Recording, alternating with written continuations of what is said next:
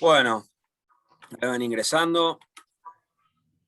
Muy buenos días a todos. Una vez más nos encontramos. Muchas gracias por estar acá, por asistir y por darnos su tiempo para esta nueva conferencia organizada por CFA Society Argentina y CFA Society Uruguay. Yo soy Agustín Ortifragola, soy vicepresidente de CFA Society Argentina.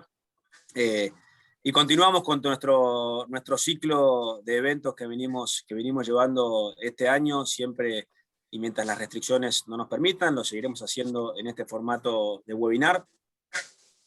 Quiero agradecer principalmente a CFA Society Uruguay por ayudarnos a organizar este evento. La verdad que nos sentimos súper cómodos trabajando juntos y venimos haciendo varios en los últimos años, así que seguiremos en esta dinámica. En esta ocasión nos toca hablar de ESG, Environmental, Social and Governance, un tema que en el mundo ya viene pegando fuerte desde hace muchos años y por la región, sobre todo en los últimos años, ha tomado muchísima preponderancia. Y nuestra idea siempre es pasar un poco de las ideas a la práctica, como está en el título de la conferencia. Así que hemos traído tres empresas que vamos a presentar dentro de un ratito para que nos cuenten sus experiencias, pero me adelanto simplemente en agradecerles a los tres. Muchas gracias a Plaza Logística, muchas gracias a Pampa Energía y muchas gracias, por supuesto, a Schroeders por darnos su panorama ahora dentro de unos pocos minutos. No quiero ocupar tiempo, simplemente motivarlos como siempre a los miembros, candidatos y al público en general a involucrarse en lo que hacemos y en pasarnos su feedback y pedirnos cómo podemos agregar valor cada día que va pasando. Le voy a pasar la palabra a quien va a moderar este evento, que es Bárbara Mainzer. Ella es presidente de CFA Society Uruguay, es economista, docente, profesional independiente, con mucha presencia en medios. Por supuesto, CFA Charter Holder, y a propósito de este evento, es una de las pocas personas en Latinoamérica que tiene el certificado ESG de CFA Institute. Son muy poquitos, así que un privilegio poder tenerte, Bárbara, para moderar este evento. Muchas gracias por participar y te paso la palabra. Agustín, muchas gracias por estas palabras tan generosas. Por supuesto que un placer coorganizarlo. Ya nacimos como un equipo y así lo siento que somos. Así seguiremos, por supuesto. Total. Muy buenos días a todos. Muchas gracias por acompañarnos. Un especial agradecimiento a los oradores que pasaré a presentar en unos minutos.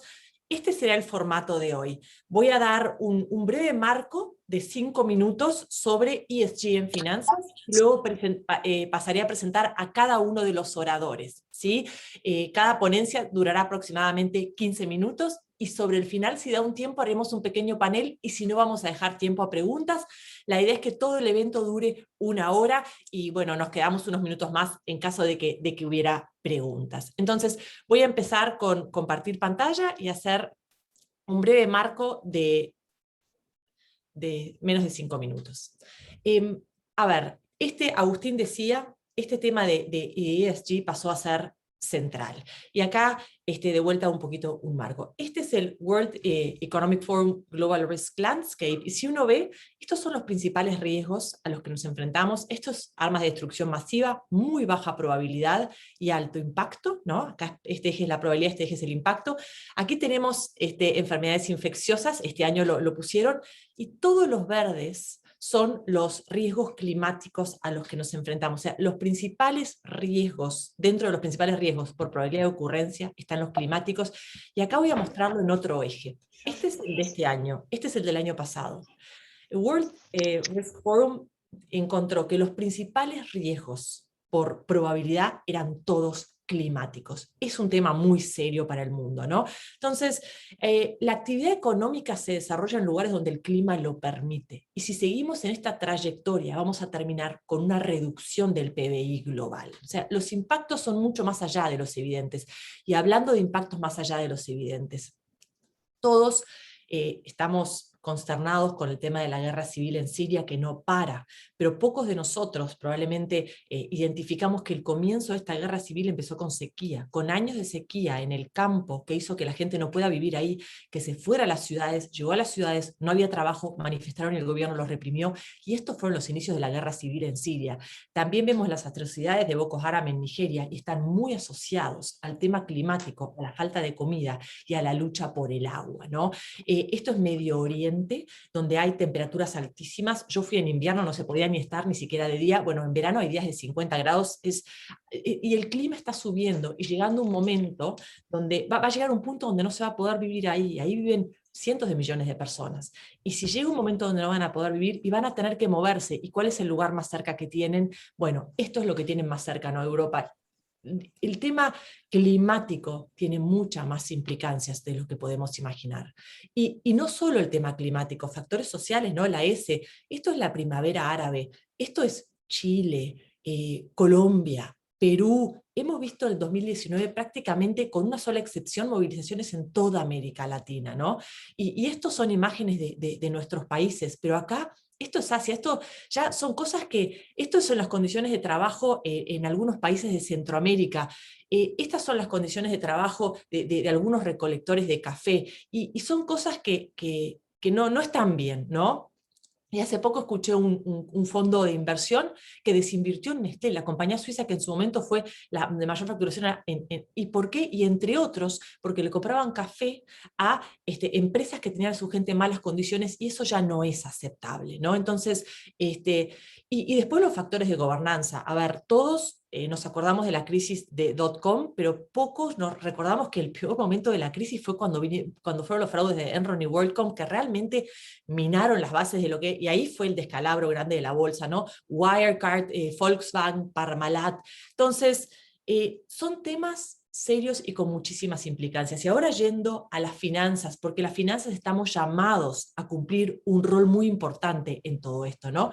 Nosotros tenemos una industria, estamos en una industria con una escala incomparable, con la posibilidad de influir en la vida de las personas y las comunidades de una forma como muy pocas industrias pueden, ¿sí? No solo prestamos plata para que la gente tenga su hogar, se hagan carreteras, industrias, etcétera, sino que a través de donde elegimos poner plata, podemos hacer una diferencia muy importante. Y ese poder nos da una gran responsabilidad. Y quiero mostrarlo, quiero mirarlo desde un ángulo más, y ya para ir cerrando. Nuestra industria no goza del mejor prestigio, sobre todo después de la crisis del 2008, donde comportamientos de personas en nuestra industria derivaron en realmente una crisis de magnitudes muy importantes, que podría haber terminado hasta peor. La verdad es que, de vuelta, somos una industria que no goza del mejor prestigio. Entonces, ¿qué hay que hacer para demostrar nuestro profesionalismo? Y desde CFA Institute Uruguay Argentina, venimos repasando dos conceptos muy importantes. Uno, demostrar que los intereses de los clientes están en el centro de todo lo que hacemos. Y dos, que las finanzas tengan un rol pivotal en ayudar a las comunidades a lograr objetivos, no solo financieros, sino también sociales. Y yo creo que esto es, todo este tema de ESG va al corazón de esto, ¿no? Y mi última diapositiva: invertir en sustentabilidad es buen negocio. Probablemente Pablo lo repase ahora en su ponencia, pero compañías que invierten en ESG por muchos motivos que no entran acá, son compañías más rentables, con mejor retorno ajustado por riesgo. Entonces, del punto de vista de las finanzas, se agrega una tercera dimensión: riesgo, retorno y sostenibilidad. Contribuir a un mejor mundo, ¿sí? Y ESG es la mejor forma de alinear valor con valores, buen retorno ajustado por riesgo y una buena contribución a la sociedad. Y sin más, ahora quiero pasar a presentar a nuestro primer orador.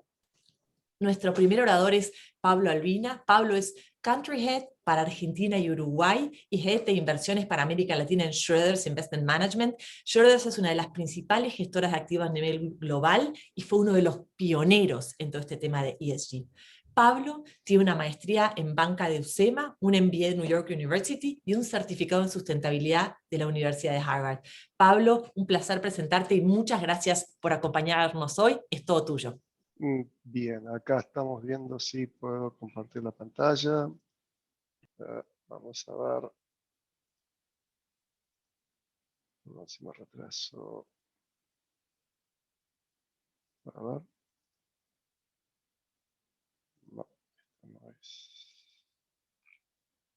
Avísame si la comparto yo. Show all windows. Aquí estoy. Sí.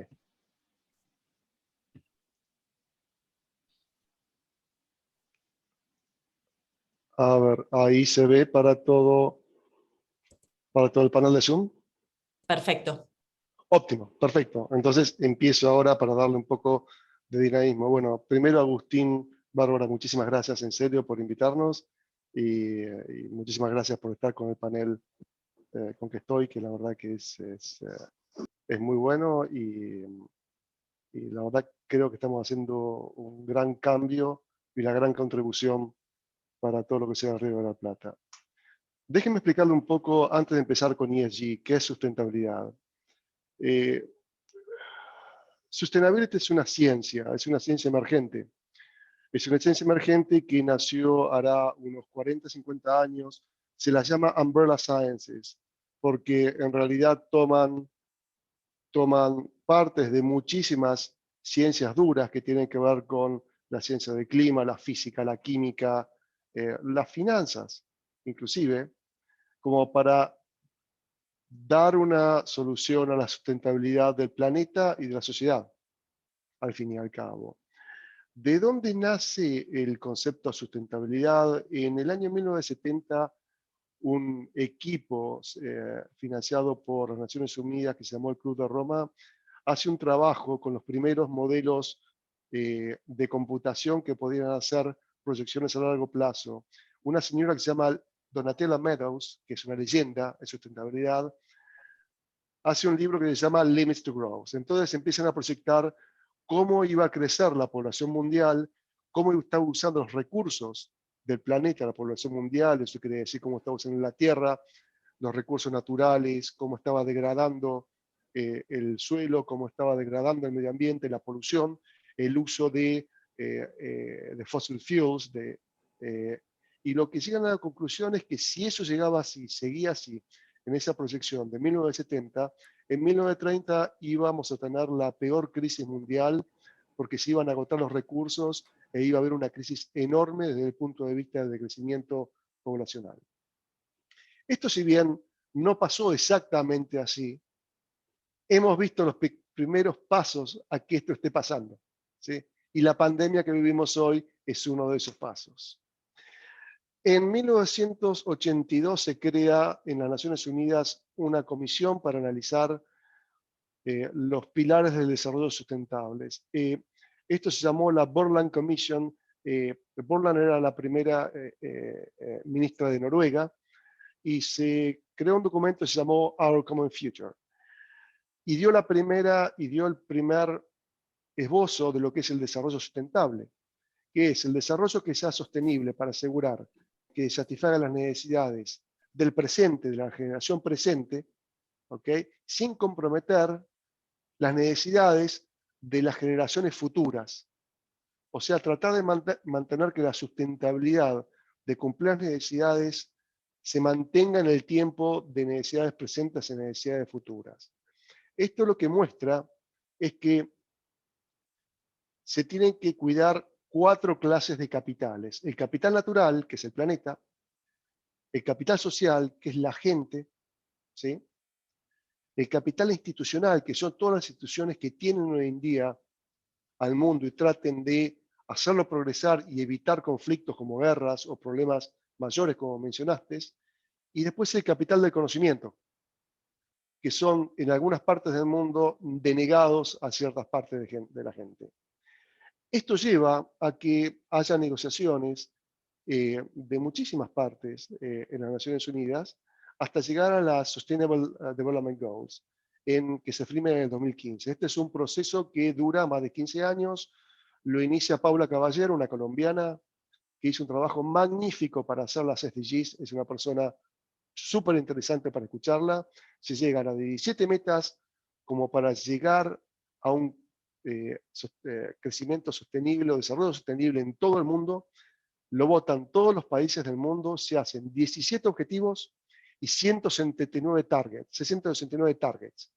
Y esto es básicamente no un tratado, esto es un acuerdo. Entonces no hay enforcement, no se puede obligar a alguien a hacerlo. Lo que sí hay es un gran desarrollo y hay un reporte voluntario todos los años sobre el progreso de cada una de las naciones, ¿sí? El tema era que pusieron todos, eran leave no one behind. O sea, que nadie en el mundo se quede atrás porque no tiene la posibilidad de tener un progreso o disfrutar educación o tener un problema con el clima o tener un problema con la salud o el desarrollo o el trabajo. En el 2016, en otro de los paneles de las Naciones Unidas que toma el cambio climático, se creó lo que se llama el Acuerdo de París, que acuerda limitar las emisiones de carbono para llegar al año 2100 con 2 grados centígrados por sobre el promedio de la temperatura preindustrial, de la temperatura de los siglos de 18 y 19, y con el objetivo de tratar de limitarlo a 1,5 grados.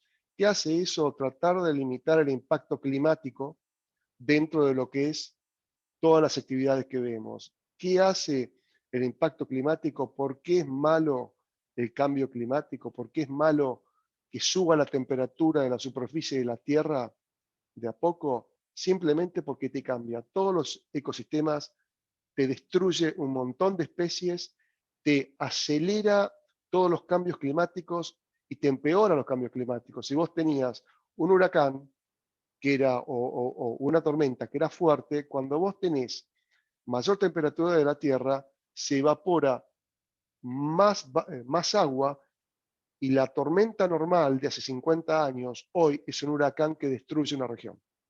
¿Ok?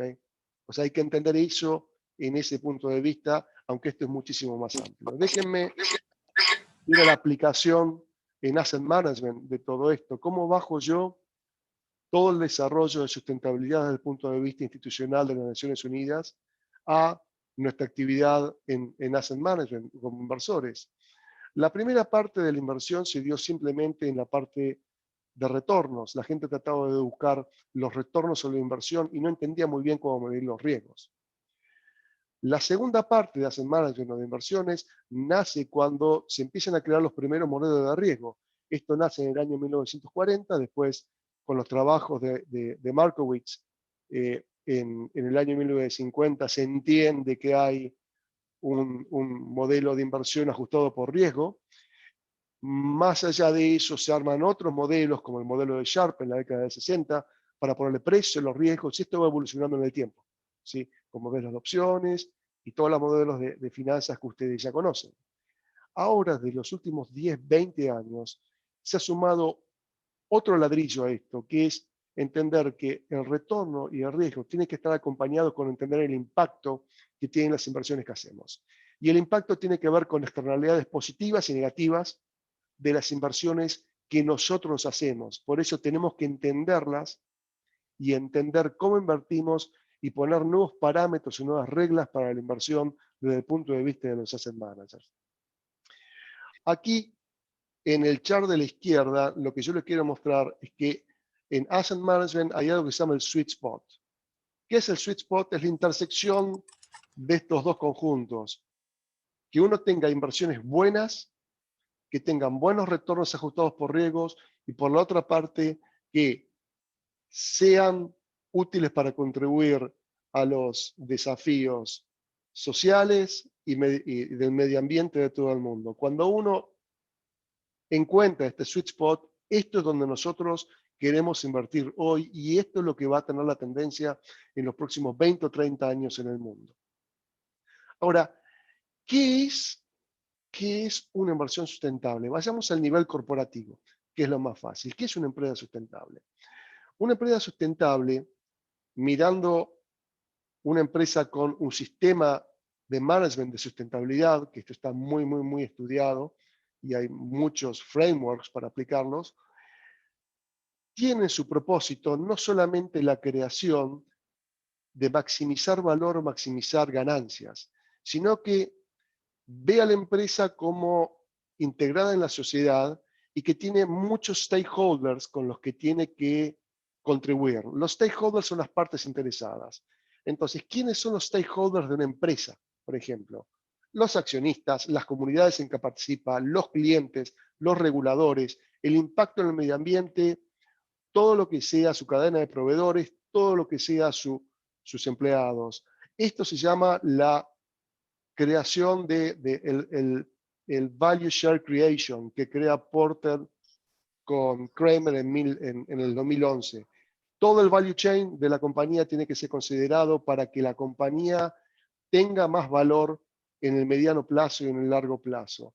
Está comprobado en los últimos 10 años que las compañías que adoptan sistemas de sustentabilidad tienen mayor return on equity y tienden a tener mayor net margin en el tiempo, porque conocen mejor su cadena de valor, logran más market share y tienen menos riesgos de liabilities y de juicios y de disrupciones en la cadena de suministro. Rápidamente les muestro algunos de los factores que uno mira cuando hace ESG. En la primera parte, dentro de lo que uno mira para analizar una empresa, tanto sea una empresa que emite un bono como una empresa que emite una acción, uno empieza a mirar y hacerse preguntas sobre cuál es el impacto del medio ambiente de los productos, de las operaciones, de los suppliers, ¿sí?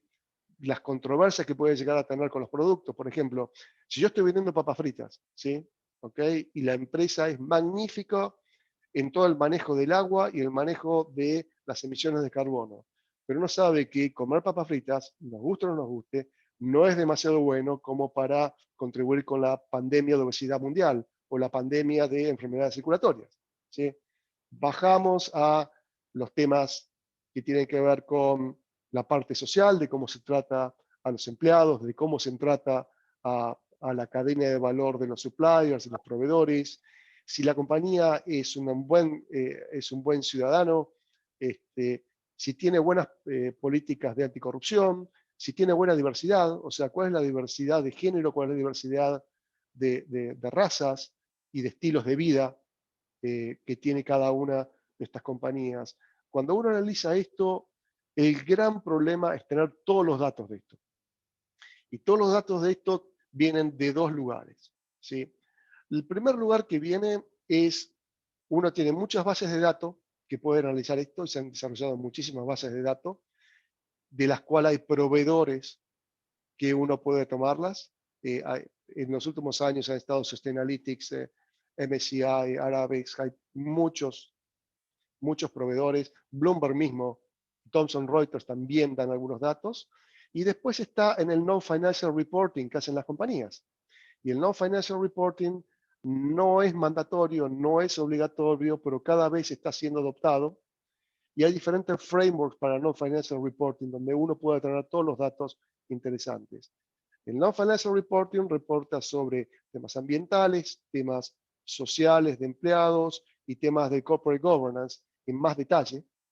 Y esto nos permite a nosotros tener datos de qué es lo que hace la compañía e ir y acercarnos y preguntarnos si tenemos dudas o proponerles cosas para mejorar. Acá, perdónenme, este es un caso práctico de uno de los fondos de Schroders que se llama Global Sustainable Growth. Y este es el caso de John Deere, que ustedes la conocen porque es aquí en el Río de la Plata, es una compañía que produce maquinaria agrícola. Y fíjense qué es lo que miran para ver si la compañía es buena o es mala, o es potable o no potable desde el punto de vista del ESG. Y básicamente se están diciendo si tienen buen market share, si tienen un buen gasto en investigación y desarrollo, si el nivel de turnover, o sea, de rotación de personal es bajo, si el nivel de compensaciones es bueno comparado con la competencia, hasta qué punto han controlado las emisiones de carbono, si tienen metas de reducción de emisiones de carbono. Fíjese que son un montón de tópicos que en el caso de Schroders nosotros miramos más de 300 tópicos de estos, tratamos de hacerlos de una manera cuantitativa. La segunda parte para ver cómo aplicar ESG es simplemente con exclusiones. Yo digo, bueno, yo no voy a invertir en compañías que hagan clonación de humanos, que hagan entretenimiento de adulto, que tengan tabaco o que produzcan armas controversiales o que produzcan armas para uso civil. O no invierto o le pongo un máximo. Entonces hay un rango enorme de cómo invertir en ESG o cómo utilizar estas herramientas dentro de la práctica de asset management. Lo que tiene que haber acá es disclosure y transparencia de lo que se hace, para que el comprador final del producto financiero o el comprador final de la acción o el bono tenga claro lo que se está haciendo. Acá les voy a mostrar algunas compañías las cuales han sido, o sea, hay el grupo de Global Sustainable Growth usa un cociente de sustentabilidad con los cual rankea las compañías y después dentro de las cuales rankean bien de sustentabilidad. Dentro de esas utiliza el universo de inversión a nivel global y utiliza las métricas financieras o hace el tradicional allocation según los financial metrics, ¿no? Y por ejemplo, Lindt, ¿no? Usted quizás conoce Lindt, es una empresa que fabrica y produce y vende chocolates riquísimos, ¿sí? Bueno, hace unos años ya que tiene problemas porque el supply chain de la cocoa, de lo que hace el chocolate, se saca básicamente de África occidental, básicamente de Costa de Marfil y de Ghana. Y han tenido esta compañía, como muchas otras compañías de chocolates, denuncias de trabajo infantil. ¿Okay? Y segundo, hay preocupación por que el chocolate que vos comes realmente no es un gran producto como para mejorar tu nutrición, ¿sí? Para que se dé una idea, dentro de las cosas que uno mira cuando ve los shortfalls, las cosas que no le gustan y por lo cual uno descalifica una compañía cuando uno mira un modelo de sustentabilidad o de ESG desde el punto de vista más astringente o más estricto. Otro de los temas es, si usted no presenta su inventario de carbono y no presenta metas de reducción de carbono, seguramente va a estar considerado como baja calidad desde el punto de vista ESG y sustentabilidad. Estos son los scores de los mayores proveedores de ratings de sustentabilidad o de ESG en el mundo: MSCI, Sustainalytics, Thomson Reuters.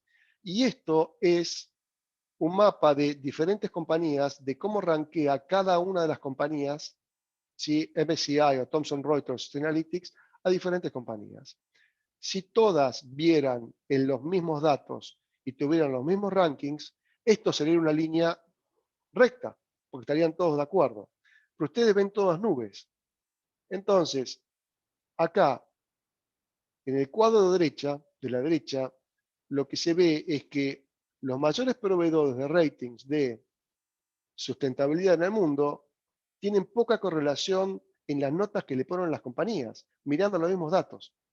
¿Qué quiere decir? No tiene sentido. O sea, no tiene sentido que yo mire a los inventarios de carbono y la política ambiental de una compañía con los mismos datos y la gente le ponga otra nota, ¿sí? Por eso es muy importante crear que uno cree su propio sistema cuantitativo o sistema de research para analizar sustentabilidad. Pablo, ¿Sí? perdón que te Sí, interrumpa. Con esto sí. en unos minutitos tenemos que ir cerrando, ¿sí? En 3 minutos termino. ¿Sí? Muchas gracias. Utilizar los ratings externos para hacer su propia política de inversiones de ESG es como utilizar los anteojos de otros para leer un libro. No tiene sentido. Si uno quiere hacer en serio un sistema, invertir en sustentabilidad o tener una visión de ESG, uno tiene que crear sus propias herramientas cuantitativas y métricas. Para eso, nuestra compañía creó varios sistemas cuantitativos que han costado muchísimo tiempo, muchísimo dinero y muchísima gente para armarlos. El primero es SustainX. SustainX lo que hace es, cada una de las compañías tiene externalidades positivas y negativas, ¿sí? ¿Qué hace eso? Este sistema carga un portfolio y le da un precio basado en 750 artículos académicos en las externalidades positivas y negativas. Y te deja armar un portfolio con externalidades positivas netas evitando a las compañías que tienen externalidades negativas, ¿sí? El TEMEX es un sistema que dentro de tu portfolio te deja alinear tus inversiones hacia las metas de desarrollo sustentable. Entonces, ¿qué quiere decir? Yo pongo mi portfolio dentro de este sistema, TEMEX, y entiendo a qué metas de desarrollo sustentable este portfolio o esta compañía está ayudando o perjudicando. Entonces, con todas estas herramientas, uno puede llevar, desde el punto de vista de datos propietarios, a tener una buena estrategia de ESG y sustentabilidad integrado en todos los portfolios que se manejan, ¿sí? Esto es básicamente lo que hacemos en Schroders. No me quiero extender más porque tenemos que hablar todos, pero básicamente la aplicación desde el criterio de la ciencia de sustentabilidad hasta la implementación de portfolios lleva un montón de trabajo, un montón de obtención de datos, de desarrollo de sistemas propietarios y después de aplicación de todas las mesas de inversiones o todos los equipos de inversiones en compañías como la nuestra, que tiene casi $1 trillón manejados globalmente. Y con eso no quiero hablar mucho más porque si no seguiría hablando un par de horas más. Muchísimas gracias, Bárbara. Pablo, muchas gracias y muchas gracias por este pantallazo de qué es ESG y después la dificultad de cómo implementar y llevar todo esto a la práctica y seguramente dé lugar a conversar de esto en la parte de preguntas y respuestas. Bueno, y ahora tengo el placer de presentar a nuestro próximo orador. Eduardo Bastita es el fundador y CEO de Plaza Logística, un referente en logística y sustentabilidad en la región. En un momento donde Argentina tiene grandes dificultades de financiamiento como país, Eduardo y su equipo han podido colocar bonos varias veces sobresuscriptos. Eduardo fue la primera empresa que emitió un bono verde, un bono social, la primera empresa en Argentina a hacer ESG. Entonces, una muy linda transición de el marco teórico y cómo lo hace un gestor a cómo lo hace una empresa líder en la materia. Eduardo es licenciado en Administración de Empresas por la Universidad Torcuato Di Tella y con eso, muchas gracias por acompañarnos. Es todo tuyo y me avisas si querés que ponga tu presentación. Muchas gracias, Bárbara, y muy buenas las presentaciones, la verdad, de Pablo y de Bárbara. Como decía Bárbara, soy Eduardo Bastita, cofundador y CEO de Plaza Logística. Y primero que nada voy a hacer una breve aclaración, que es que no soy ni especialista en finanzas ni en sustentabilidad. Así que la idea y un poco el motivo de la invitación era en función de que les cuente un poquito sobre nuestra experiencia con el tema de la sustentabilidad que arrancó desde muy temprano en Plaza Logística. Yo lo que voy a hacer es les voy a contar muy brevemente la historia nuestra y por qué la sustentabilidad estuvo involucrada de alguna manera en todos los pasos que dimos desde muy temprano. Y después les voy a contar 2 o 3 cositas de mi visión de lo que estamos viviendo, ¿no? Creo que es importante tomar conciencia de lo que estamos viviendo, en sintonía con muchas de las cosas que nos compartía recién Pablo. Voy a compartir una pantalla, la puedo compartir yo directamente, creo, Bárbara. Sí. Acá estamos. Bueno, ¿qué es lo que hacemos en Plaza Logística? Desarrollamos parques logísticos, infraestructura logística. Nosotros nos focalizamos en invertir estos grandes centros de distribución que fueron de alguna manera proliferando en el mundo en los últimos 30 años y principalmente empezaron a desarrollarse más y con mayor nivel de sofisticación en estos últimos 10 años a partir del crecimiento del comercio electrónico, ¿no? Esta es una foto de la compañía hoy. Tenemos 6 parques, 3 en zona norte y 3 en zona sur del área metropolitana de Buenos Aires. Y con las obras en curso estamos llegando a tener desarrollados unos 500.000 metros cuadrados, ¿no? Cubiertos. Son 50 manzanas cubiertas, ¿no? Y esto habla, y eso es solo la superficie cubierta, más la superficie descubierta, habla de los impactos que generan las inversiones nuestras, ¿no? En el medio ambiente, en la impermeabilización de las superficies. Esto es un parque y un poco la lógica del parque, ¿no? Donde conviven varios centros de distribución y comparten infraestructuras y servicios. Y en esta imagen lo que vemos es la historia nuestra vinculada con la sustentabilidad.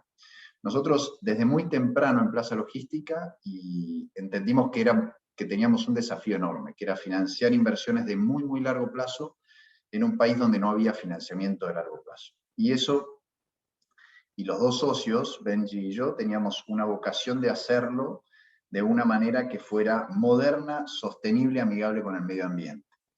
Con lo cual, un desafío enorme que nos llevó de alguna manera a vincularnos desde muy temprano con la comunidad de organismos multilaterales de crédito, un poco por necesidad y un poco también por vocación, ¿no? Así que desde muy temprano en Plaza Logística empezamos este camino muy de la mano de ellos, ¿no? de los aprendizajes y enseñanzas que tuvimos por parte del Banco Interamericano de Desarrollo, de OPIC, hoy llamado DFC, del IFC, entre otros. Fuimos transitando este camino que nos permitió desarrollar todas nuestras infraestructuras bajo certificaciones internacionales verdes, todos nuestros procedimientos también bajo normas de sustentabilidad, y todo ese bagaje y esa experiencia que nosotros tuvimos y fuimos creciendo, incorporando a nosotros, pero también nuestros contratistas, ¿no? O sea, había mucho de aprendizaje vinculado con nuestra cadena de producción, ¿no? O sea, nuestra cadena de producción está principalmente constituida por las empresas constructoras, ¿no? Empresas constructoras y contratistas del mundo de la construcción, que hace 10, 15 años no tenían experiencia y no tenían capacidad de trabajar bajo estos estándares, y que de a poco fuimos de alguna manera armando esa comunidad, digamos, de compañías para poder desarrollar en Argentina edificios verdes que hemos llevado a los más altos estándares internacionales, ¿no? Hace 3 años y medio estamos en el mercado de capitales y llevamos toda esta experiencia que tuvimos en el mundo corporativo privado, lo llevamos al mercado de capitales y logramos en el año 2019 emitir lo que fue la primera obligación negociable certificada verde en Argentina, y en el año 2020 fuimos la primera compañía con calificación ESG, y este año hicimos la primera obligación negociable sostenible, ¿no? Que significa que demuestra impactos positivos en lo sostenible medioambiental y también en lo social, ¿no? Sostenible es verde más social. Voy a dejar de compartir y les voy a contar un poquito algunas cuestiones que me parece que están buenas para pensar juntos, ¿no? La primera tiene que ver con cuando pensamos, y esto lo comentaba Bárbara y lo comentaba Pablo recién en su exposición, ¿qué estamos mirando cuando miramos las finanzas sostenibles? Y yo siempre vi esto desde 2 grandes aristas, ¿no? La primera es nuestra vocación como seres humanos, ¿no? Yo en lo personal siempre tuve un debate muy fuerte en mi vocación, ¿no? Vocación por la vocación esta que nos viene de chicos, ¿no? De querer cambiar el mundo, de querer que el mundo esté mejor, de empatizar, digamos, con el sufrimiento de las personas que no están transitando por ahí la misma situación que estamos transitando nosotros, desde muchos aspectos y desde muchas aristas, y también la preocupación por lo que está pasando con el medio ambiente, ¿no? Entonces, esa vocación humana, esa vocación que viene del humanismo, ¿no? En algún punto, y esto me pasaba a mí en lo personal, de hecho hasta hice terapia y todo por esto, siempre tuve un desafío grande en cómo empatizarlo con mi actividad empresarial, ¿no? Entonces yo decía, ¿cómo lograr empatizarlo? Y me acuerdo que lo mejor que logré fue un terapeuta que me dijo, vos tenés que darle de comer a las distintas vocaciones. Como diciendo, nada, vas a convivir con eso, pero tenés que darle de comer un poquito a cada una, digamos. A tu vocación por cambiar las cosas, a través de involucrándote en obligaciones, ¿cómo se dice?, ONGs y actividades sociales o lo que fuera, y tu vocación emprendedora, también, digamos, fomentarla por otro lado. Bueno, con eso, qué sé yo, transité, digamos, varios años, pero no me terminaba de convencer, ¿no? Y tuve una charla que nunca me olvido, con Hans Schulz, era el número 1 del sector privado del Banco Interamericano hace casi 10 años, Y él me vino a contar esta lógica de las inversiones de triple impacto, de las iniciativas de triple impacto, del concepto de shared value, ¿no? Del concepto de social business, donde de alguna manera lo que yo veía y inspiraba mucho Hans en su forma de comentármelo y transmitírmelo, era que había una posibilidad de unir todo eso, ¿no? Unir esa cosa humana, ¿no? con lo que hacemos en el día a día, ¿no? Con la actividad a la que nos dedicamos. Estoy hablando hace 10 años cuando esto todavía no existía, ¿no? Pero también yo era consciente del desafío que había en unir esos dos mundos. Y la otra arista que les quería compartir tiene que ver con que, y tiene mucho que ver con esto que estaba comentándoles recién, de alguna manera las finanzas sostenibles, por su potencial de escalabilidad que tienen, son como un hackeo al sistema, ¿no? Nosotros, el capitalismo, ¿no? Basado en la libertad de las personas y la capacidad de las personas de ir por su propio, digamos, por su propio beneficio y el de sus familias, y con todas las virtuosidades que tiene un dilema enorme con la cuestión medioambiental, ¿no? Porque no sé si muchos están familiarizados con la teoría de los juegos, pero la teoría de los juegos muestra claramente que cuando un juego no es repetido, la cooperación es casi imposible, ¿no? El famoso dilema del prisionero que muestra que los equilibrios son imperfectos, porque todos van a maximizar el beneficio de sí mismos, y es muy difícil lograr en un juego que no se repite, porque el medio ambiente es uno solo, lograr cooperación para evitar un cataclismo, digamos, medioambiental. Y para mí era un dilema difícil de subsanar, ¿no? Y a la vez los esfuerzos por tratar de resolver ese dilema, siempre los vi como esfuerzos aislados y muy limitados, ¿no? Obviamente que el involucramiento de los estados para tratar de solucionar este problema es importante, pero siempre lo vi como no suficiente, ¿no? Entendiendo a los estados como también estamentos muy limitados, ¿no? En su capacidad de acción.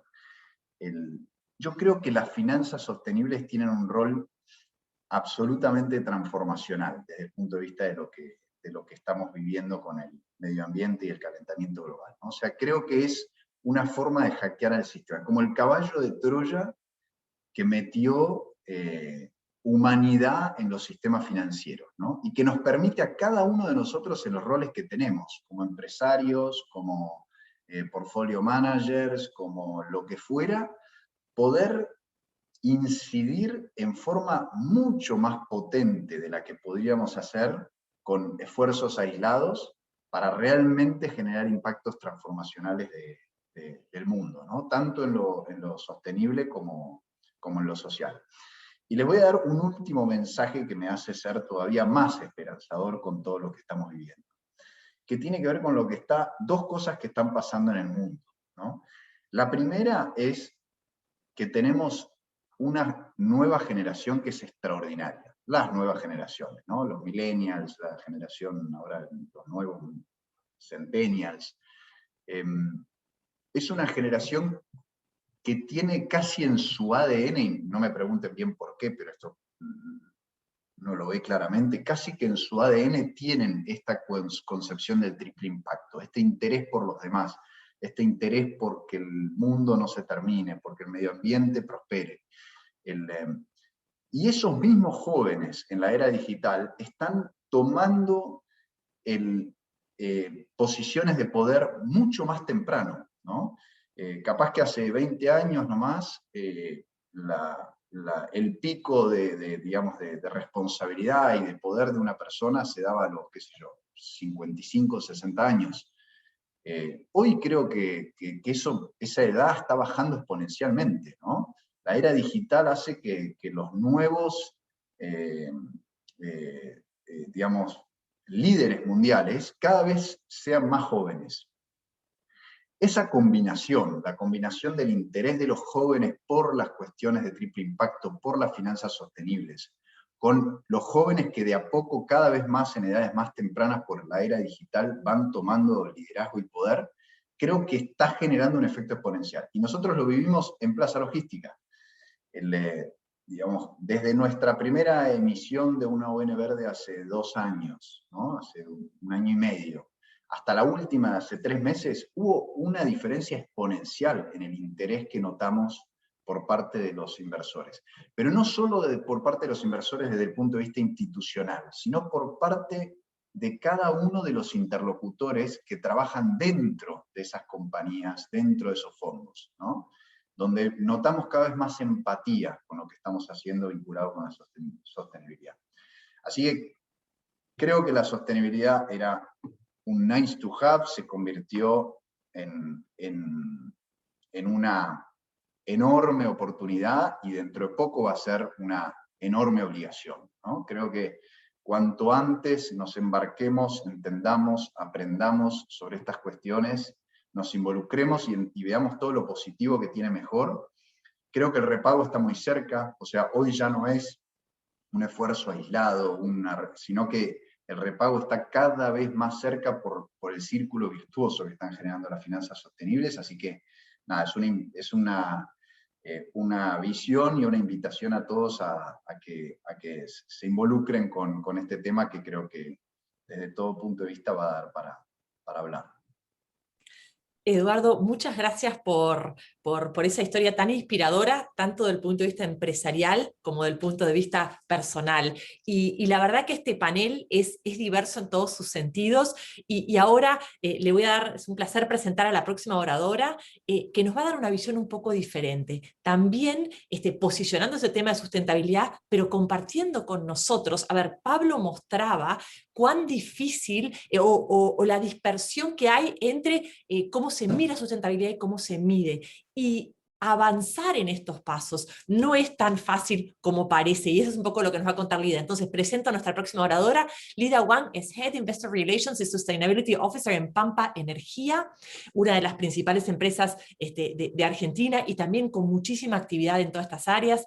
Lida es licenciada en Economía por la Universidad de San Andrés, tiene un máster en Finanzas de la Universidad Torcuato Di Tella y es candidata a CFA nivel 3. Lida, muchas gracias por acompañarnos, es todo tuyo. Gracias, buenas a todos.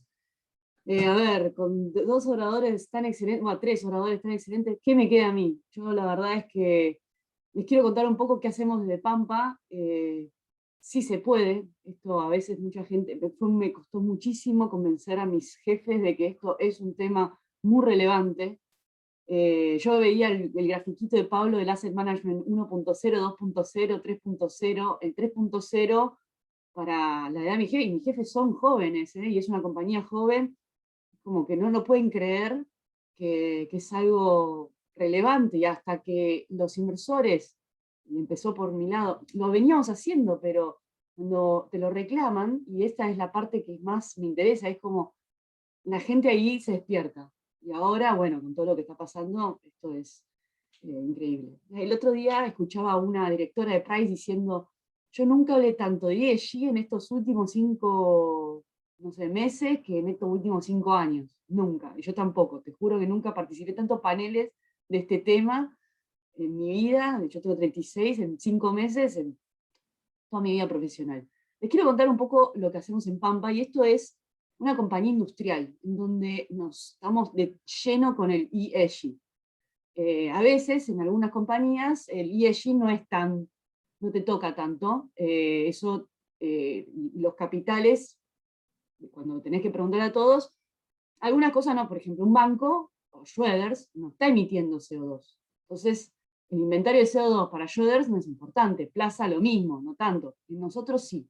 Y es muy importante tener un inventario no solo de CO2, de gases de efecto invernadero, de agua, de fluentes, de energía, qué energía tomamos, residuos, somos una compañía industrial. Entonces, ¿qué podemos hacer nosotros para mejorar y alcanzar la Agenda 2030?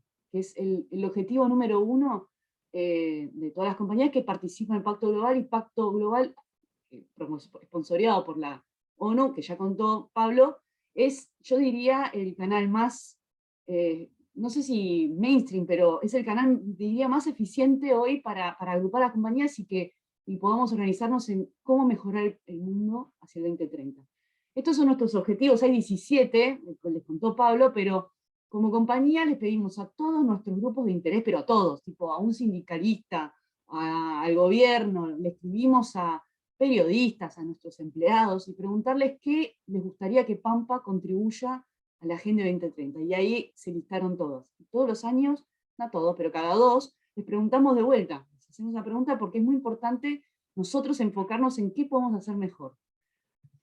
¿Qué podemos hacer mejor? Es una industria esencial, la industria que estamos nosotros, que es energética. Generamos electricidad que le llega a todos a los hogares. La pandemia no descansamos, es más, no pasó nada en realidad, no pasó. Seguimos igual, seguimos produciendo, estuvimos igual, obviamente con los cuidados, menos personal para el tema de los protocolos, pero nosotros no tuvimos ningún tipo de irrupción en lo que es la producción, distinto a un real estate, distinto a retail, eso aeronáutico, eso es distinto, pero nosotros somos esencial, y es muy importante que eso también, la palabra esencial, sea sostenible. ¿Cómo lo podemos lograr? Con los más altos estándares ambientales y seguridad.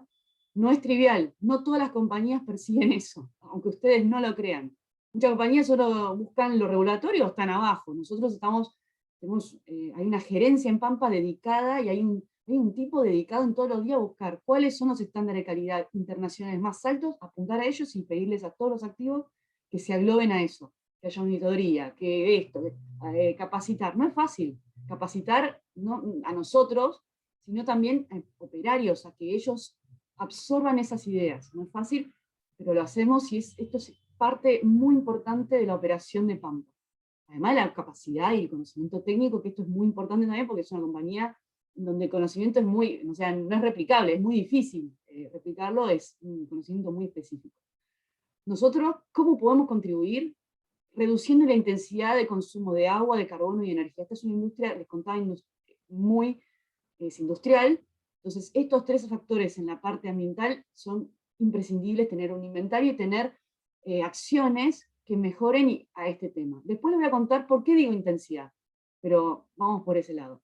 ¿Cómo lo hacemos? Bueno, invirtiendo plata en un país, en una coyuntura, todo muy complicado, pero mejorando la tecnología, eficiencia energética, en lo que nosotros podemos hacer como país y como compañía, ¿no? Entonces, ¿qué se puede hacer? Silos combinados, listo. Pampa es uno de los mayores operadores privados de silos combinados que hay en el país. Creo que hay 12, 3 los tiene operando Pampa, y estamos haciendo uno más. Así que es un montón. Y ahí nosotros, es como nuestro caballito de batalla para lograr la eficiencia energética. La gente no sabe, pero un silo combinado consume la misma cantidad de gas que consumía antes, pero mucho más, genera mucho más energía. Es más, 50% más, consume menos, entonces por ende consume menos agua, emite menos en términos de intensidad, relativos, y es confiable. Lo renovable es genial, nadie dice que no, y también es el futuro. Pero es una tecnología cara para este país, lamentablemente, pero es el futuro. Hay leyes que en Argentina abogan porque la demanda consuma, no la oferta de que lo obtenga. La demanda tiene que consumir. Después vamos a contar por qué no está pasando mucho, pero es importante, pero es intermitente.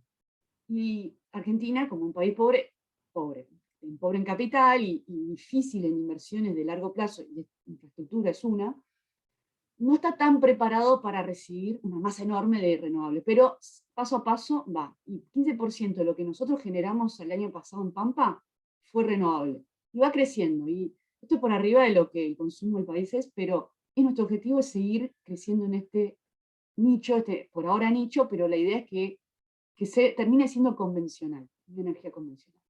Y nuestra estrategia, parte de la estrategia de Pampa, es desarrollar un combustible fósil que obviamente dicen, epa, ¿qué pasó? Pero es un combustible fósil amigable, el que tiene menor huella de carbono que el combustible líquido, que es una gran parte de la generación térmica en este país. Se utiliza muchísimo para generación térmica, mucho, especialmente en este momento que es invierno, en donde el gas escasea, se está quemando muchísimo combustible líquido que tiene mucho más mayor huella de carbono. Entonces, si podemos reemplazar eso, ya mejoramos un montón y llegamos tranquilos, bien, a la Agenda 2030 a nivel país, a nivel compañía, a nivel todo. Pero bueno, el gas natural está abajo. Levantarlo, sacarlo de la tierra, sale dinero, sale de vuelta, viene todos los factores coyunturales que conocemos. Otro tema no menor, en una compañía industrial y energética, como Pampa, es la gobernanza. Y yo lo digo esto porque parece trivial, pero no es trivial. Porque me pasa que veo colegas en el mundo, no en el país, en el mundo también, en donde la gobernanza es un F, un D, por decirlo. Y es muy importante, y la concepción de Pampa desde el inicio, hace 15 años, fue proteger al minoritario. Entonces eso es muy importante. Estamos en todos, estamos participando en el panel de gobierno corporativo que hace BIMA, hay pocas compañías, pero están. Estamos en índices de sustentabilidad, estamos en índices que promociona Bloomberg para igualdad de género, en cualquier producto, porque los productos lo que te hacen es obligarte a reportar y obligarte a seguir, y estar bajo el escrutinio de todos, y esa es nuestra idea como compañía. Nosotros queremos estar a la par del gold estándar del mundo, y a la vez queremos transparencia, que la gente nos vea y que vea qué estamos haciendo y que nos hagan reclamos si no estamos a la altura. Pero es muy importante que el minoritario se sienta que está dentro con nosotros, que haya cercanía, que no haya ningún tipo de asimetría de información. Que ellos sepan qué estamos haciendo y que sepan que estamos protegiéndolo al minoritario, al bonista, obviamente, yo también soy bonista, así que mejor, pero que sepan que nosotros estamos totalmente abocados y alineados en los incentivos. Y es muy importante para eso tener un directorio diverso, un directorio en donde haya ideas de afuera, que sea independiente, y que tenga ideas de otro género. Las mujeres tenemos muchas más ideas, sorry, pero es así, hay papers probados, entonces tener mujeres en el board es muy importante, en el board y en el management también. Acá no lo puse, pero también tenemos mujeres en el management. Aunque ustedes no me crean, dicen 2 de 10 es poco, hay muchas compañías en Argentina que no tienen ninguna. Entonces es muy importante abogar por eso y nosotros lo promocionamos todo el tiempo y tratamos de buscar la vuelta para seguir mejorando en este tema. Inclusión y diversidad es también muy relacionado con esto, pero ¿cómo hacemos una compañía que tiene un turnover, o sea, una rotación de personas muy baja, es muy estable, y bueno, está bueno eso, pero a la vez, al haber mucha baja rotación, ¿cómo haces para tenerlos involucrados a todos, engage a todos, y también seguir como incentivando a que haya diversidad de ideas, diversidad de culturas, de edades, una compañía relativamente joven, pero que se fusionó con otra más grande, entonces eso es un desafío que no es fácil, y ese es de recursos humanos, pero digo, acá hacemos muchas cosas para tratar de mejorar un poco en este muy favorecido. O sea, hay muchos hombres que mujeres, pero bueno, en ese sentido, tratando de trabajar y cómo podemos mejorar, dado que es un turnover muy bajo, ¿no? Y después, cómo retribuir a las comunidades, porque nosotros estamos en todo el país, largo, ancho de todo el país, es increíble el alcance que tenemos, y nosotros tenemos activos en lugares donde no hay nada más que pampa, entonces la gente vive de pampa. Entonces, lo que hacemos es desde poner becas para estudiantes, desde jardín de infantes hasta a universidad, acompañados en todo el proceso. Con el COVID, bueno, centros asistenciales estaban muy complicados, nosotros pusimos un montón de ayuda, lo que sea que podamos mejorar la vida de nuestras comunidades, que ellos mismos también muchos trabajan en nuestros activos, lo que sea lo hacemos. Y eso es muy importante para mantener. Los empleados cuando ven que sus comunidades están bien, están felices también. Entonces, y trabajan con más esmero. No es que te digo, no hacíamos nada de esto, pero no lo teníamos pensado como una estrategia de sostenibilidad. Hoy en día lo tenemos, y por suerte, y la idea es, bueno, ahora viene el desafío. ¿Cómo qué queremos contarles a nuestro grupo de interés, y especialmente a los inversores, cuando hablamos de ESG? No es tan trivial, no es tan trivial. El contexto en Argentina, ahí está el rojo, pero cuando hablo de nosotros como industria, y como país y como todo, queremos hablar de sustentabilidad en otros ámbitos, nosotros nos pasan un trapo. ¿Por qué? Y bueno, porque sustentabilidad es caro. Es caro.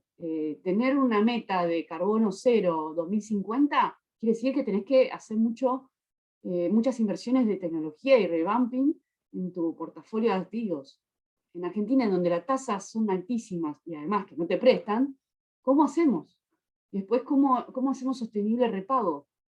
Es un tema no menor. Después, también, contexto político, todo. Es muy difícil poner metas, por ejemplo. Con una compañía como Pampa, yo les conté todo lo que hacemos, pero para nosotros es muy difícil poner una meta. ¿Cómo hacemos si mañana cambian todo? Yo tengo muchos ejemplos de cosas que cambiaron de la noche a la mañana, o fueron cambiando, y hacen muy difíciles poner una meta. Por eso lo que podemos hacer es metas relativas, en donde está de moda. Metas sobre intensidad, metas más soft, pero metas que impliquen un esfuerzo, pero que no compliquen la seguridad financiera de la compañía. No podemos salir a endeudarnos millones de dólares para llegar a una meta que me parece bárbaro, pero en Argentina, en donde el repago es muy difícil. O sea, Schroeder también me va a venir a buscar y todos nuestros inversores institucionales, ¿cómo vas a pagar esto? Y bueno, nosotros tenemos un deber fiduciario en donde tenemos un deber de que la compañía tiene que estar bien financieramente. Entonces, es un tema que hay que manejarlo. Lo bueno es que el gobierno lo tiene en la cabeza. Nosotros hablamos mucho con el gobierno, mucho con todo nuestro grupo de interés, pero el más importante, porque es el que nos fija la vida de Pampa, básicamente la vida de la industria, es el gobierno, y por suerte lo tiene en la cabeza. Sabe que el futuro de nuestra industria es menor huella de carbono, más estabilidad, pero bueno, en el momento la coyuntura no ayuda, pero es una charla que nos debemos y sabemos, ya la saben. Eso está bueno. Así que, en ese sentido, yo tengo confianza y, como dice Eduardo, yo tengo fe y esperanza de que esto va a mejorar. Pero bueno, es un desafío muy importante, y cuando me hablan de ESG, les digo primero, chicos, piensen que estamos en Argentina. Segundo, materialidad. A mí me parece que, a veces me pasa, que me dicen, la industria financiera está muy avanzada en ESG. Sí, porque es una industria no industrial, es un sector no industrial.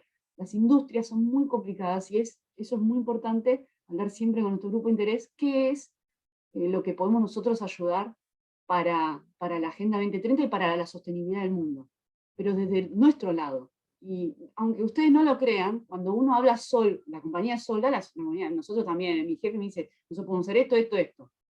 Perfecto, es verdad, pero no siempre coincide con la mirada de los otros. Bastante, pero no coincide. Está bueno siempre hablar, y está bueno estar al tanto. ¿Qué podemos hacer como compañía para contribuir a la sostenibilidad? Y eso también los inversores muchos los que están acá, que trabajan en procesos de inversión, es muy importante también para este diálogo. Reporting. Yo veía los slides de Pablo o lo que pasaba Eduardo, y les juro que especialmente los de Pablo, es un lío. O sea, de las ideas a la realidad, esta parte es la más difícil para mí, porque yo no soy experta en sustentabilidad como Eduardo. De finanzas podemos decir, ok, soy candidata a CIEF, así mejor dejamos que más o menos sí, pero digo, nunca me pasó en mi vida tener tantos protocolos, tantos estándares, y todos son importantes.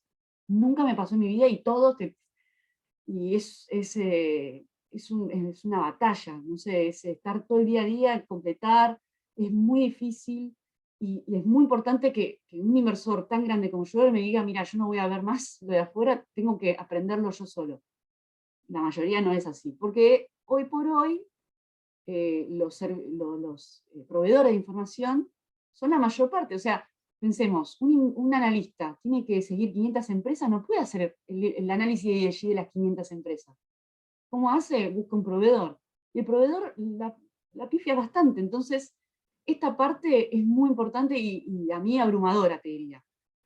Tan abrumadora que las compañías no saben a dónde tienen que empezar. O sea, Pampa decir que tenemos equipos ya preparados, sistemas preparados, este es otro tema. Los sistemas tienen que estar preparados. Hay compañías que están con un Excel. ¿Cómo sabemos que la información que está reportando tiene confiabilidad? Ninguna.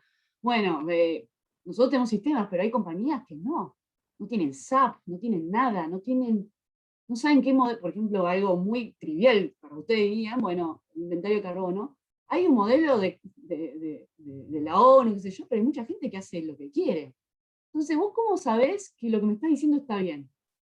Yo confío en tu proceso? Y bueno, es todo un tema en donde saca muchísimo tiempo a los equipos. Pensemos que los equipos tienen que también gestionar día a día. Entonces, si tenemos que estar ocupándonos de reporting, así, y después a la vez gestionar, y es abrumador, tenemos que organizarnos. Por suerte, hay una cierta organización, porque todas las compañías ya pusieron un grito en el cielo, y hay como una suerte de convergencia. Por ejemplo, el estándar más fuerte de ambiental es CDP. Bueno, CDP se avivó y empezó a agarrar GRI, TCFD, SASB, bueno, todo junto en lo ambiental y juntarlo. Y las empresas, ustedes no se estresen, denme bola a mí, compléteme a mí, listo. Bueno, entonces, eso está bueno. Idem con lo que es estándar de reporte de sustentabilidad o ESG, GRI, que se va a juntar, la idea es esa, con IFRS. Bueno, esas son cosas que hacia futuro ayudan mucho a las compañías, pero bueno, estamos abrumados. Y después lo último es, y esto coincide con todas las charlas, es el valor a largo plazo. Esto es muy difícil, esto también tiene que ver con el primer punto. Cuando sos cortoplacista, hablar de ESG no funciona mucho. Yo siempre, no lo traje acá, pero hay un gráfico espectacular de Bloomberg, y lo actualiza, es genial, que hace un seguimiento a todas las empresas de MSCI. Todo sube, en dólar. Lo pueden buscar en la pantalla de Bloomberg, en donde sea. Pero las compañías que hacen ESG le ganaron mal. Entonces, al que no cree en eso, al que dice que esto no sirve, lo primero para evangelizarlo, para que hacerlo entender, y a mí me suma mucho, es darle, mirá, en el largo plazo siempre gana, no hay manera, siempre gana, porque para ellos, o sea, mucha gente, los que no están convencidos, dicen, esto es bla, bla, no, hay algo atrás, y lo repaga, y acá te muestro con evidencia empírica que atrapa valor. El tema es que, claro, en el día a día uno no lo ve, pero en el largo plazo sí está. Bueno, esto es muy importante para nosotros, los profesionales de inversión, entenderlo, en largo plazo. Como vivimos en una vida muy cortoplacista, en donde estamos viendo memes todo el día, uno, intraday, tenemos que ver hacia largo plazo. Y es muy difícil en un proceso de decisorio, inversión, ver hacia largo plazo. En el medio hay un montón de disrupciones que afectan al proceso de decisión. Bueno, tenemos que ver hacia eso. A nosotros, como país, una solución a eso es, yo no sé, pero yo creo que una solución a eso es prestarme plata y después, en 5 años, volverme a hablar, obviamente siguiéndome, pero que no me llames por cada irrupción que hay en el país. Bueno, eso podría ser una manera, pero bueno, son soluciones o ideas que vemos para ver cómo hacemos para llegar a la Agenda 2030, porque es caro y es importante que los profesionales de la inversión estén capacitados y que sepan cuáles son los límites y cómo hacer para ayudar, ¿no? Porque si no, si nos fijamos solamente por el management 2.0, estamos en el horno. 3.0 es más importante. Bueno, Lida. Ahí llegué. Bueno, muchísimas gracias. La verdad que el destino es claro, ¿no? El objetivo es claro, pero qué difícil que es llegar, y tú lo pintaste muy bien, ¿no? Y también como industria nos enfrentamos al problema del cortoplacismo. A las compañías, si querés, que puedes quitar la pantalla, a las compañías tienen que reportar ganancias cada trimestre, y acá estamos pidiendo de mirar a largo plazo. Estamos un poquito pasados, pero puedo dar lugar a unos minutos de preguntas que pueden plantear en el chat. Yo quisiera disparar esto con un pensamiento. A ver,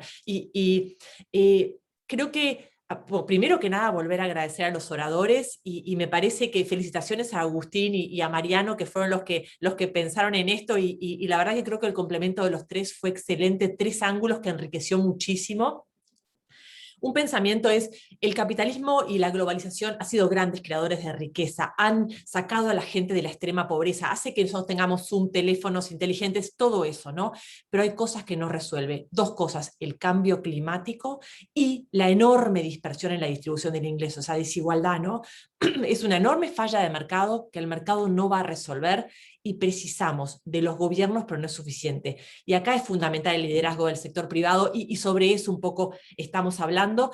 Y nosotros, en el sector financiero, en la medida que los Pablos del mundo con Schröders puedan elegir dónde poner el dinero y prestarles a más largo plazo y con una visión de largo plazo, Eduardo decía, yo no encontré eso, tuve que ir a los organismos multilaterales que tenían esa visión, en la medida que hagamos eso. Y otra cosa más que también mencionaba Eduardo, como consumidores, todos los días podemos elegir a quién comprar y a quién no. Y los millennials y las mujeres son dos sectores con enorme propósito que con sus elecciones de consumo toman decisiones todos los días e influyen de una manera increíble en las empresas, ¿no? Entonces, mientras no vengan preguntas en el chat o me pregunten directo, quería preguntarle rápidamente a Pablo un gran desafío y es pricear las externalidades, cómo ponerle un precio a todo esto ¿no? Para bajar esto a números. Uno tiene que entender lo que son las externalidades positivas y negativas, primero. Hay muchas compañías que tienen externalidades positivas que están no contempladas dentro de los modelos tradicionales de ESG. Básicamente ESG se ha visto en el principio de este sistema tratando de evitar externalidades negativas que tienen las compañías que no están medidas como un precio, como un ejercicio de risk management. Por ejemplo, yo tengo una compañía aérea y la compañía aérea cobra tickets para transportarte alrededor de todo el mundo. Y después, bueno, paga sueldos de empleados y los aviones y el combustible, etcétera, etcétera. Pero no paga por las emisiones de carbono. Y porque no hay un precio de carbono, globalmente, en algunos lugares hay, pero son muy poquitos lugares.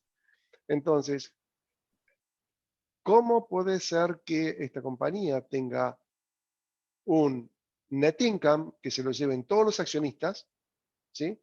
Cuando contribuye a la huella de carbono y al calentamiento global de esta manera, y cada vez que hay una crisis mundial con el sistema de aviación, con el sistema de aerolíneas, todos los gobiernos salgan a subsidiar para que no quiebren las empresas y no cambien de accionistas.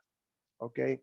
Entonces, yo creo que el precio está dado en el sistema que tenemos nosotros que se llama Sustainax, que te mide todo eso. 750 artículos académicos poniéndole precios a externalidades positivas y negativas a 13.000 empresas a través del mundo y tratando de entender cuál es el impacto. Y cuando uno empieza ahí, empieza a mirar lo que decía Lida, yo me voy al GRI Reporting, ¿sí? Por ejemplo, el GRI Reporting de Lida en Pampa tiene 130 páginas. Cuando yo veo un GRI Reporting de Iron Mountain en otro país tiene 40 páginas. O sea, Pampa tiene un estándar muy alto de GRI a nivel global. Y las compañías como Schröders también tienen huella de carbono, miden Scope 1, 2 and 3. Schröders tiene 6.700 toneladas métricas de carbono equivalente, pero contando Scope 3, que generalmente en las compañías que producen energía es menos relevante. Lo que digo es que hay forma de medirlo. Está muy estudiado, pero no hay suficientes profesionales que lo hagan. Y las compañías no tienen profesionales adentro que sepan hacerlo. Y los inversores están teniendo una escasez enorme de gente que sepa lo que se está hablando. Lo que digo yo es una palabra de optimismo. Yo lo que vi acá, hablando con Eduardo y con Lida, es que vos tenés compañías de primer nivel que están haciendo un montón de cosas buenísimas. Y hay fund managers que están mirando eso y tratando de actuar en consecuencia. Yo creo que el futuro es bueno, pero el desafío es enorme y todo el paradigma de cómo operan las compañías hoy en día y los asset managers y los bancos va a cambiar enormemente en los próximos 10 años. Vamos a estar hablando más de impacto, junto con financial returns y riesgos, ¿sí? Que solamente day trading, ¿sí? Muchas gracias, Pablo. Tengo una pregunta para Eduardo. Tú, por el tipo mismo de tu negocio, precisaste mucho capital para montar toda esa infraestructura gigantesca, ¿no? 50 manzanas techadas. Creo que un día contabas toda la 9 de julio techada y tú aún tenés más espacios. El tener estándares tan altos de ESG, ¿te ayudó a acceder a capital a mejores plazos, mejores condiciones? Es una muy buena pregunta, Bárbara. Al principio, debo confesar que no, y no solo que no, sino que además no teníamos el acompañamiento de nuestros clientes. No voy a dar nombres, ¿no? Pero compañías multinacionales de primer nivel que ya en ese momento, hace 10 años, estaban empezando a hablar de Go Green y de iniciativas medioambientales, pero a la hora de sentarnos y decir, bueno, vas a tener que pagar un 2% más de precio si querés certificar LEED, el centro de distribución, decía, no, me encanta la idea, pero si hay que pagar por eso, no. Y algo similar pasaba con el financiamiento, ¿no? Había ya, con la excepción de los organismos multilaterales de crédito, había bancos privados anunciando, digamos, que este era un tema relevante para ellos, pero a la hora de la verdad no veíamos diferencia. Eso cambió mucho en los últimos 10 años. De hecho, hoy estamos con planes de expansión regional y conversando con bancos privados, digamos, en expansión regional.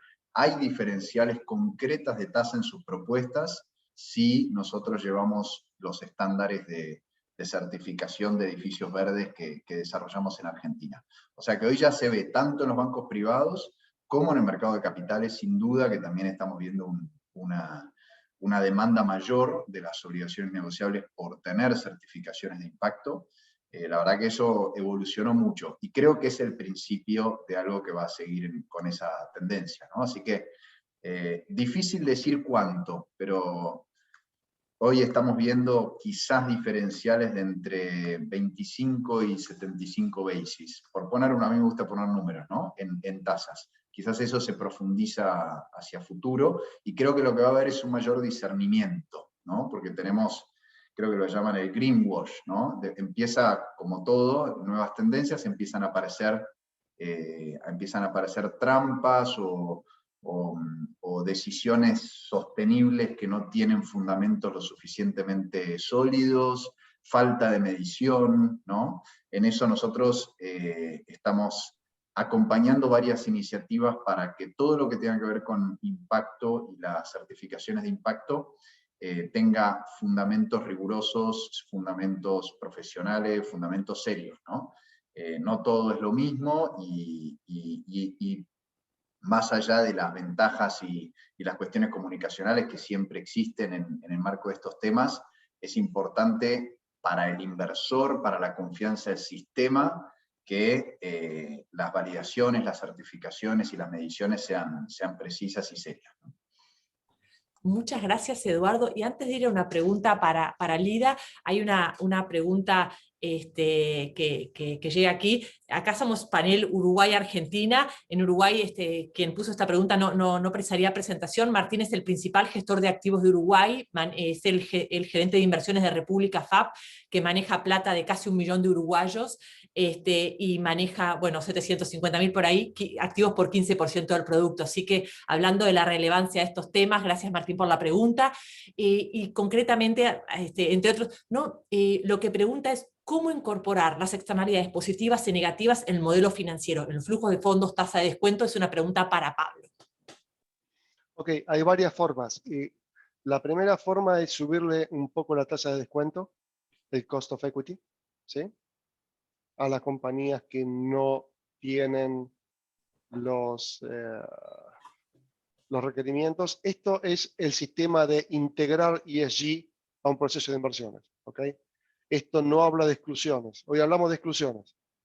Si a mí la compañía no me gusta, yo la saco, no me interesa cuál sea la evaluación financiera, ¿ok? Estoy hablando de esto de un sistema de integrar ESG en un proceso de inversiones. Cuando yo integro ESG en un proceso de inversiones, lo que hago es incorporar la métrica de ESG dentro de la evaluación de las métricas financieras. Tanto si yo uso un discounted cash flow valuation, o yo uso múltiplos, o yo uso alguna otra métrica que yo tenga dentro de mis sistemas, o uso modelos cuantitativos.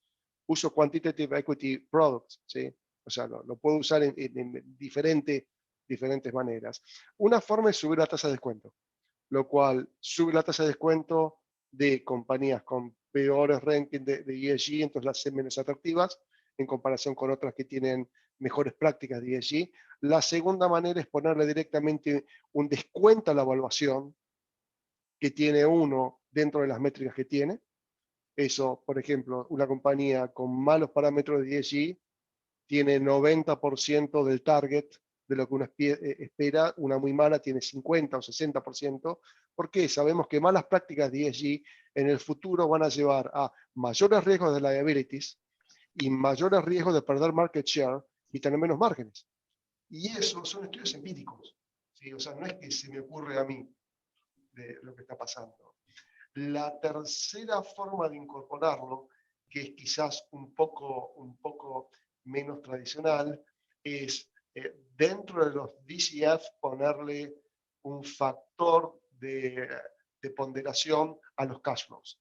O sea, decir, yo dejo el DCF, en vez de tocar la tasa de descuento, a los cash flows del DCF lo que hago es le aplico un 80, un 70% o alguna variabilidad para obtener el price target que tengo como mi DCF. Hay muchas maneras de hacerlo. Cada compañía utiliza diferentes. Y también diferente de la forma que uno utiliza el ESG para incorporarlo en su estrategia de inversiones. Es largo, pero básicamente esas son esas tres metodologías para sistemas de integración de ESG en procesos de inversión tradicionales. Muchas gracias, Pablo. Y ahora una pregunta para Lida. Vimos un poco la convicción que tiene la empresa, todo lo que han hecho, que generalmente no se sabe todo lo que se hace, no es algo que queda. ¿Alguna recomendación para adoptar, para iniciar este camino a las empresas privadas? A las empresas no financieras. Es mi trabajo, si no se sabe me tienen que echar más o menos. No. Es difícil, ¿eh? Es difícil, hay que evangelizar. No te digo, no me gustan los extremismos, no me gusta imponer ideas, hay que escuchar, pero estas cosas es el futuro. Cuando le decía hace 4 o 5 años a mis jefes, este es el futuro, se me miraron a cara, bueno, no te vamos a pagar de más por esto, ¿eh? Me dijeron así, no te preocupes, me lo vas a pedir en el futuro, y me vas a pedir que sea parte de mi job description, así que yo con gusto lo hago, porque para mí lo es, así que no pretendo que me paguen de más. En su momento era tipo, estás perdiendo el tiempo. Entonces, hay que evangelizar, hay que estar, estas charlas son muy importantes, muchos son colegas del gremio, entonces hay que estar, y hay que concientizar dentro de la compañía también. No es fácil porque también es importante que genere competencia y genere los efectos de externalidad positiva. Otras compañías competidoras nuestras que también se adopten a esto, que se sumen a este cambio. No está bueno que seamos solo nosotros y que los demás rezagan, no está bueno. Y vos contabas de consumo con propósito. Lamentablemente, como somos una empresa de monopolio natural, nadie puede elegir. Tienen que consumirnos. Entonces, esto es más importante todavía. Es mucho más importante que nosotros estemos totalmente on board con la Agenda 2030 y que competidores nuestros también. Cuando hacemos la consulta, escribimos también a nuestros competidores. Y que ellos también se despierten la idea de, pará, Pampa está preguntando esto, yo también debería verlo. Y yo no tengo ningún problema y siempre lo hacemos con colegas del gremio, contarles, metete en esto, es el futuro, que sea un efecto derrame positivo. Y esa es la única manera de que juntos podamos hacer esto realidad.